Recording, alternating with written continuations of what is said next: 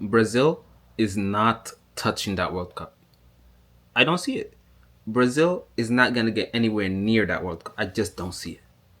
The way they play today versus Morocco, I just don't see it. And I know it's early in the process. I know it's early. It's just their first game in the World Cup, but I don't see them making it to the quarterfinals, let alone getting out the group. Maybe I'm wrong. Maybe I'm stupid, but I need to go. I'm going on record right now. I'm telling you that Brazil's not touching that World Cup. From what I've seen today, they're not touching it.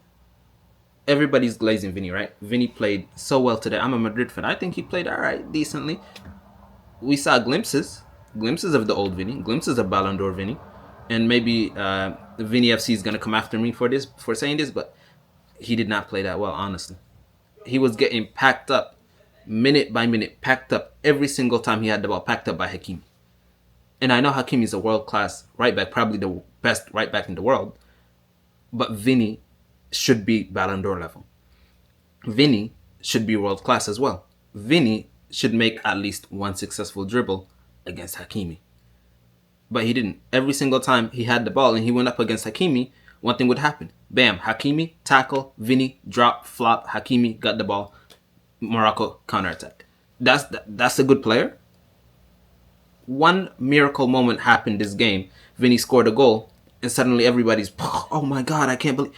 That was one moment. And I think Brazil are going to need a hell of a lot more of those moments in order to win this World Cup. Because I don't think Brazil have it in them. Especially the way that modern football is played today, where everybody's coming back and defending out 10 people in the box. Brazil don't have the chance to score a tap in. Brazil don't have the chance to score a header from across, maybe from a corner, Gabriel and his big head, but they don't have that chance. They have to create something out of nothing consistently every single time in order to score one goal. And that was an example today. Maybe I'm wrong again. It's only their first game of the World Cup. Maybe I'm wrong, but that's what I think, honestly. And it's unbelievable to me. Something that I just have to talk about, right? With this Brazil team. They look clunky. They look slow. There was no Jogo Benito. There was no heart. There was no footballing spirit in that team. There was none. Literally none. Right? Endrick. Why is he on the bench? Why is Endrick on the bench? Don Carlo. Why is he on the bench? Let me talk to you. Don Carlo. I love you. I'm a Madrista. I love you. Why is Endrick on the bench? Why?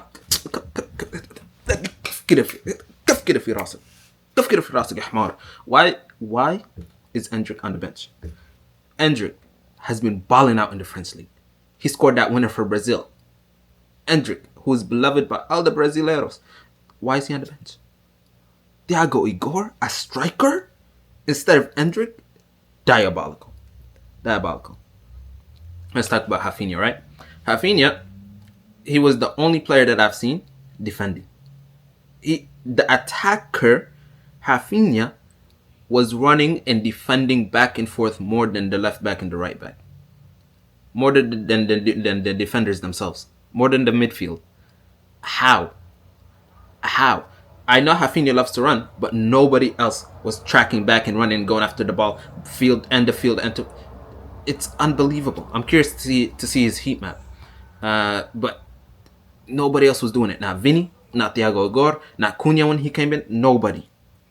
Maybe Lucas Paqueta, but aside from that, Rafinha, he's just been running. This Brazilian system does not fit Rafinha. It's crazy to say, but the Brazilian system does not fit Rafinha. What he thrives in is a system like Hansi Flick's system or like Luis Enrique's system, I'm willing to bet, where he can play on the left and have Lamine Yamal, a right winger, a striker who the team needs to double focus their attention on two players on them, so Rafinha is free. That's where he thrives, to run back and forth and make plays and score goals like that. But he doesn't have that. Who's marking Vini with two players when Hakimi got him in one? Who's doing that? Nobody. I'll tell you what. Nobody. And so now Rafinha has to play the right wing or Cam. Carlo Ancelotti's putting him right wing or Cam, and Lucas Paqueta on the right because Vini's playing left and Rafinha can't play the left anymore. How does that work? Rafinha does not fit in this team. He does not work in this team. I can see him working as a defender, But that's how the striker, the attacker, Rafinha, working as a defender. The midfield for this team is clunky. It's terrible. It's old. It's unbelievable. There were two midfield pivots, right? Rafinha was playing Cam, and there were two midfield pivots where it was just Casimiro and Bruno Grimash. And I don't even want to say they ran the midfield. They were struggling to run They were struggling to run. Struggling to run. Casimiro running on one leg. Bombastic. Bombastic. He was running on one leg. He is unk. He was so slow, and his passes aren't good. Maybe the only thing he's good for is headers. I love Casimiro. I love him, but he can't run for shit. These old heads playing for Brazil, they can't run for shit. Brazil has such an old team, such an old team, and it's unbelievable. I remember in the second half they switched out Casimiro for Fabinho. Now I love Fabinho. Fabinho looked even slower than Casimiro. He was running on one leg, looking like a donkey. Are we mad? Are we mad? And I was looking through the squad list, and I couldn't find any midfielders that would play for Brazil in place of Casimiro, Fabinho, Bruno Grimash. Bruno Grimash did alright, but Morocco just had more lively energy. They were more lively. They were playing much more. They were getting the ball much more. There was times where the Morocco midfield would make a mistake and they would pass the ball to Brazil right at their feet, and Brazil would still not retain possession because the Moroccans took the ball from Uncle Casimiro or took the ball from Uncle Fabinho because they weren't fast enough to catch that ball that was passed directly to them. The only thing they're good for is headers because they're tall. It's unbelievable. It's unbelievable. It's a terrible midfield. It's a terrible, terrible midfield.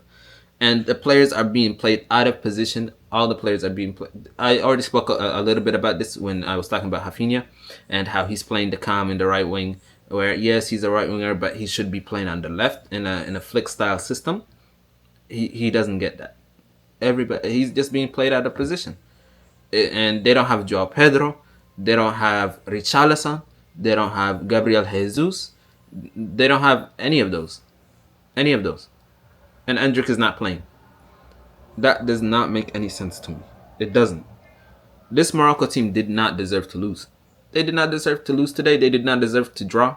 They deserve to win. I don't like Morocco for what they did to Senegal in the African Cup of Nations, but I don't think they deserve to lose today or deserve to draw. I think they deserve to win, honestly. Just being realistic here. And it's unbelievable. It's just unbelievable with this Brazil team and what I'm experiencing. Maybe, just maybe, if Neymar is not injured, like every single World Cup, maybe something will change. Just maybe. Who knows? Maybe he will be that player that can create something magical. I don't know where he's going to slot in this Brazilian team. I don't know where he's going to play. Maybe Vini on the left, Neymar in the center as a cam, and Rafinha on the right. But I don't know how that's going to work. Even with Neymar, even with him being the last dance, with him being the prince, I think he's going to stay that prince forever. He's not gonna become king. He's not gonna win the World Cup. I'm sorry to say, I love Neymar as well. He's not gonna win the World Cup. Brazil is not winning this World Cup. Yeah, so I just wanted to come on here, express my frustrations with this Brazilian team. I love Brazil. I love all my Brazilian friends, my Brazilian peoples. I'm sorry. I just have to be realistic. They're not gonna win. I'm sorry to say. So yeah, make sure to like and subscribe for more videos. This is the Monty Talks channel where I talk about anything and everything football, anything and everything travel, anything and everything that interests Monty, and whether it be anime, just chat into chat stories. So make sure you like and subscribe for things like that, and I'll catch you on the next one.